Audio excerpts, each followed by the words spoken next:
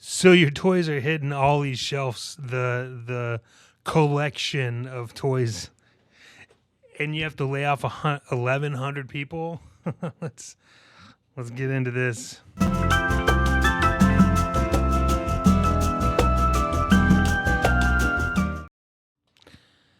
Well.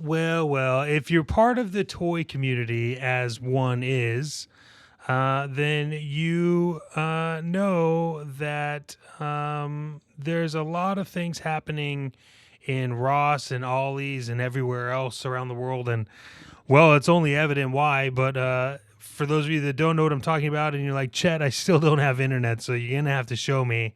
Fine. Here you go. Hasbro. Hasbro announced that they are laying off 1,100 people because of weak sales. And what better place to go to get this news than the Seattle Times, Wizards of the Coast.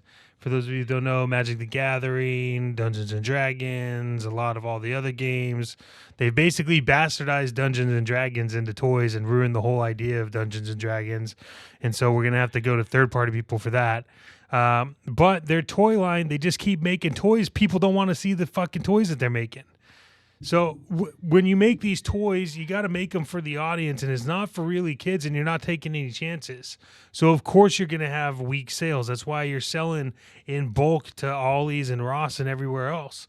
So maybe if you made toys that worked and not from like Snake Eyes or anything else, but you actually made toys that worked with what people wanted, right? Instead of trying to push shit on people that no one wants. Like if you go to Ollie's and you look, it's just loads of like G.I. Joe, Snake Eyes, and a bunch of Marvel action figures no one asked for.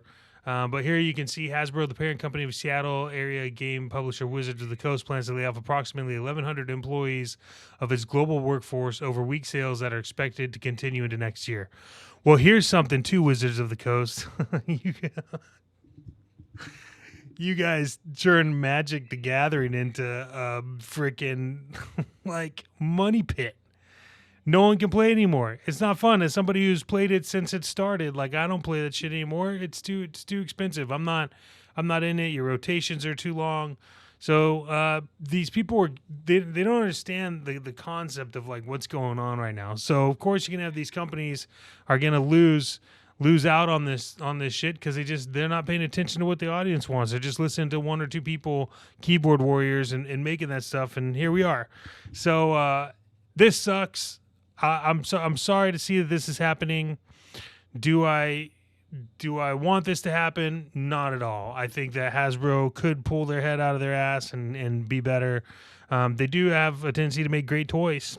But then the toys that they don't make, they make a shit ton, and it ends up in, it just ends up in Ollie's and Ross and Burlington Coat Factory and insert any place else that wants to do a crazy buyout.